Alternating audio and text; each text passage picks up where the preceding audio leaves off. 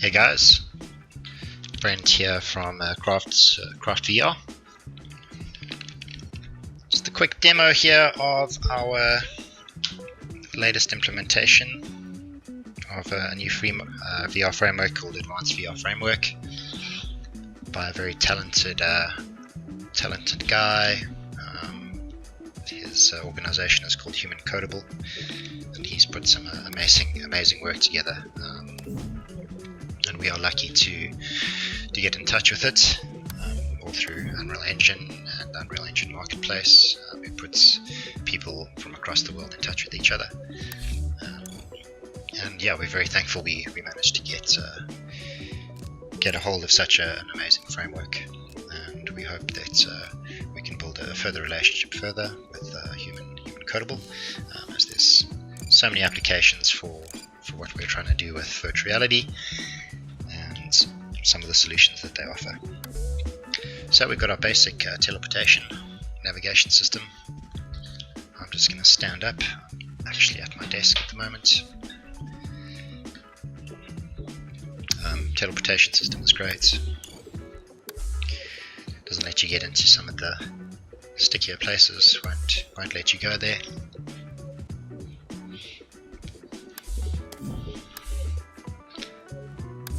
No more getting stuck on top of slabs and whatever else, but it is clever on your top surfaces, so you can stand on top of things, which is very cool. Anyways guys,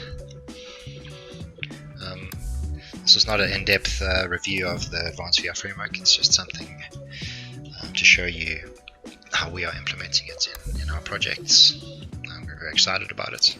It has some very cool functionality. I'm just going to preview just a couple of the items that we are going to be using for the next projects going forward, and we'll probably advance as we go.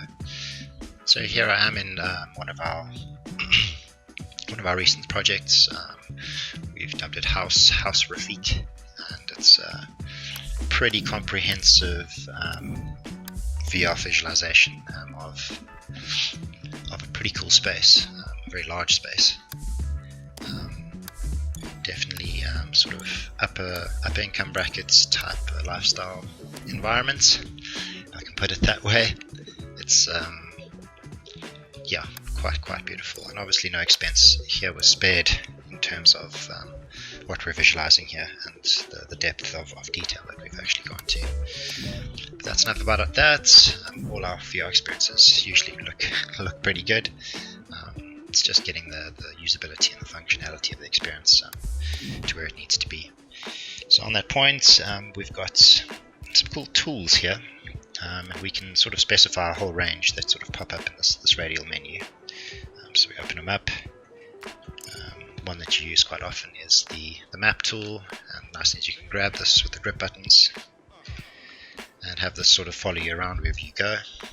If I go over here, he's going to come back. Such a cool effect on getting it to sort of face the camera instead of having something locked to your view the whole time. This kind of sort of adjusts with you, which is really cool. Nonetheless, yeah, we can teleport to various locations just using this map. I'm on the patio, so let's go back into the courtyard. Here I am in the courtyard. And it uses a very distinctive mesh system, so we can actually specify only areas in the certain spaces that you can teleport to, because you don't want to end up on top of a couch. So you can sort of specify where the teleport locations are, which makes life really easy when browsing quite a complex structure or even a development. It really does make life easier. And here we've got the upper floor as well. We can obviously customize these to as many different floors or levels that we need to. Up here in the main bedroom, here's a good test as well. Very quite a tight space for VR, but picks it up beautifully. Even test out the bath. Great stuff, guys. So I'm actually going to let's pop outside. Just move this back.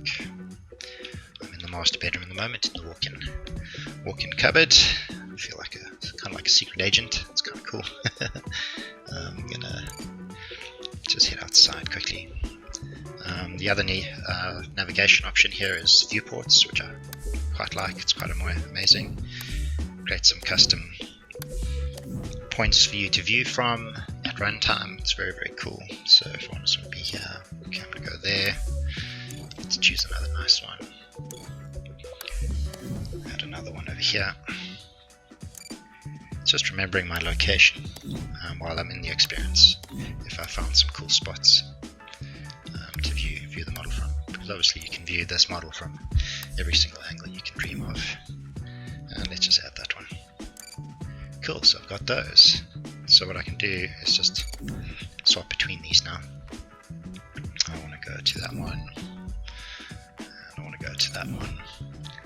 Which really just helps a bit of navigation. You can put a whole bunch here, which is great. These are just personal viewports. While in the experience, you can also add permanent viewports here as well. But you can also have dynamic ones down here, which is quite nice. Hoping you guys can hear the desktop audio. Obviously, all our sound areas that generate different sounds are quite important to us. We try and keep it as immersive as possible. I think there is a window here. I think so.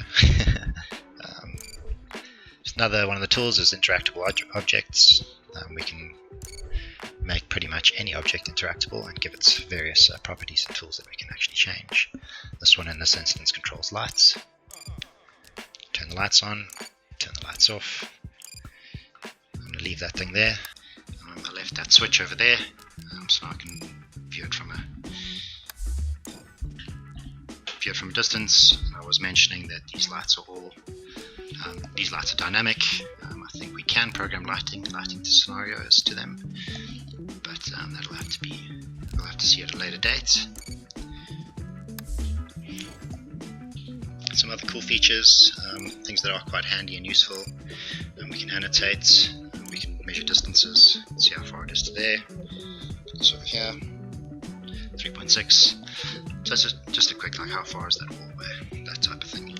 And this really helps for checking that our VR model is in scale and giving a true representation, but it's also ensuring, of course, that we are getting a true representation.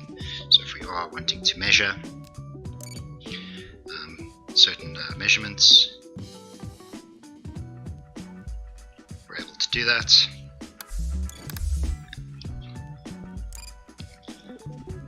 For example, again, just measure across there. Pretty smart, so you can definitely get a good feel for that. Another tool, haven't played around with this tool too much yet, is the area tool, but apparently we can draw areas and just measure out areas. It's nice to check if we just want to make sure things are all in audio.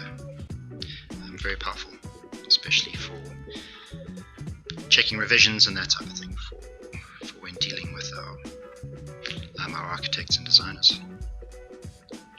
Another one which is quite useful as well is a little paintbrush tool. We can say things like let's want this windowsill to be down there,